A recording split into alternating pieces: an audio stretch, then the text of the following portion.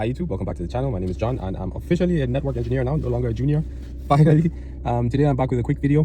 We have a network refresh at one of our locations, a pretty important location I would say, and I'm just going to bring you guys along for the process. We're going to replace some switches and do some restructuring of the building's network, and I think it's going to be fun. So let's get into it. It's going to be a lot of unboxing and lots of new cables and everything, so I thought it would be interesting, but it'll be a quick one. Come along, enjoy.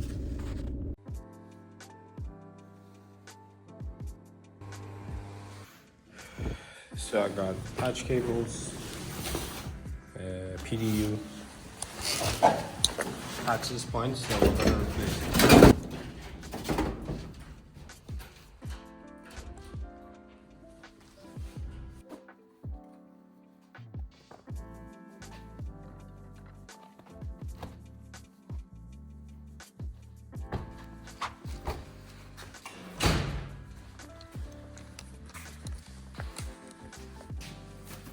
These, the holy grail. So for this project we will be downsizing. We have three 48 port switches, but I'll be replacing them with three 24 port switches.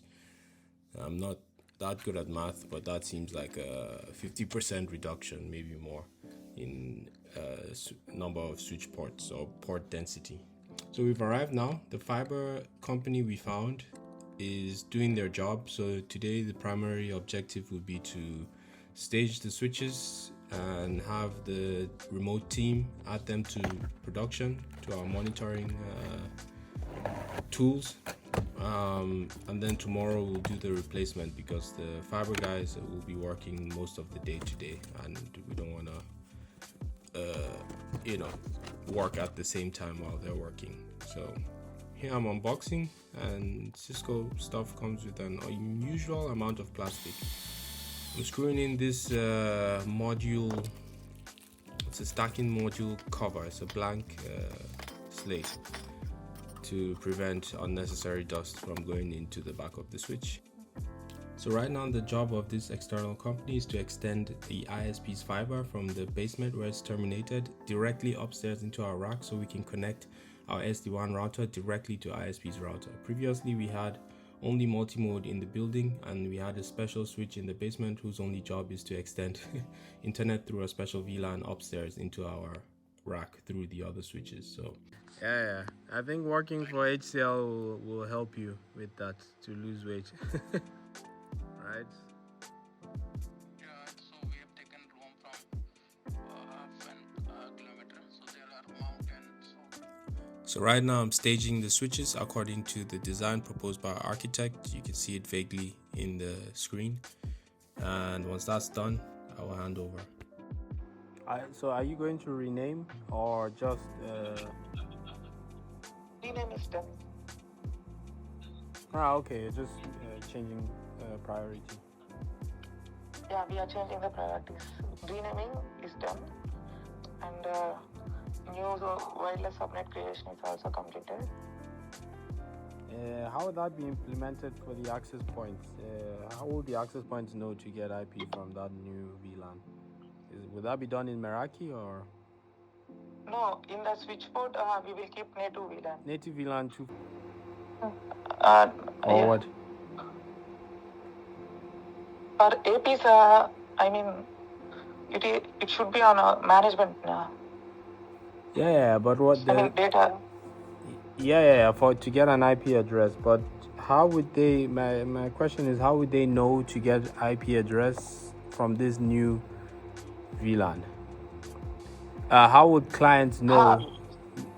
The clients, how would they know to get IP address from this new VLAN? In the Meraki we will assign two there. Okay, it's from Meraki. Yeah. We will tag the VLAN over there. Okay, nice. So I got confirmation on something that I was really curious about. Our remote team gets to do a lot of the trivial work, that to the point that I don't know how some things are implemented, because they always do it, so I often ask questions. Anyways, I'm staging now, and I got distracted by an email, and you can literally see my reaction, my live reaction to this email. So with the interface configurations and remote access and basic device hardening done, it was time to perform an iOS upgrade on all of the switches. We'll be using the 17.15.4 version, and it's easily downloadable from software.cisco.com. So now I copy the file onto a USB and proceed with the upgrade. One eternity later.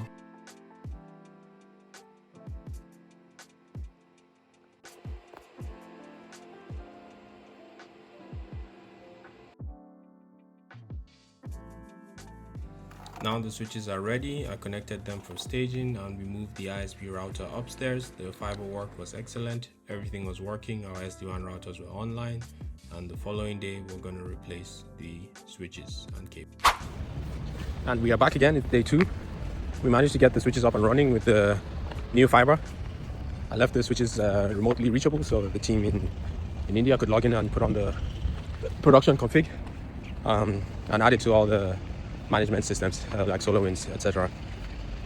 Today we will pull out all the cables, so that should be fun, and install the new ones. The only challenge I would say is replacing the access points. We might have to postpone that for another time where we have more bandwidth, but yeah, today we'll just focus on the switches still. I'm about to arrive at the office and we will drive down to the location. See you there.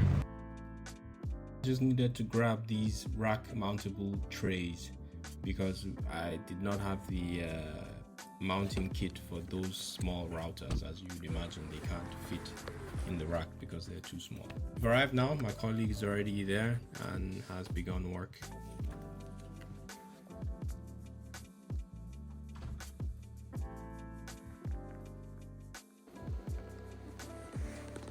So a few weeks ago we came and mapped out every single patch panel in the rack, so we know where everything goes, and that gives us the liberty to just disconnect everything and repatch with new cables. These are the switches I staged yesterday, and they have been added to all our tools. Found this WLC really old. That's to show you how long some of the equipment has been in this rack. It's been 5+ years. Even these switches are end of life this year. These 3650s, Catalyst 3650s. So we proceed with the work.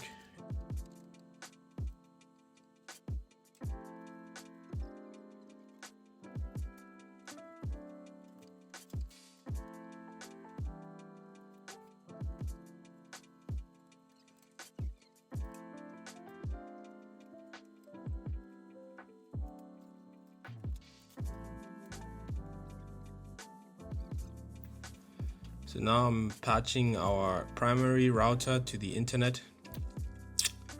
Now, as you can see, ISP router is on top and it's connected directly to our primary router, and I love all these blinky lights. And don't worry, the two routers stacked on top of each other are separated by double rubber feet, so they're not in contact with each other. What the hell is this? Another random relic we found in the rack. This is one of the Velcro tape types we use to couple the cables together. I love it because it has this loop you can put the Velcro into itself. If you're curious about what happens to these cables, we send them for recycling, basically. This is the final work. Not our best job, but given the circumstances and the fact that I ordered the wrong cable length, we did the best we could with what we had. But all in all, still a huge improvement from the previous spaghetti mess. And now the worst part is time to clean up. I got all the junk in the back, and it's time to go home. Thank you all for watching this video. See you on the next one. Bye.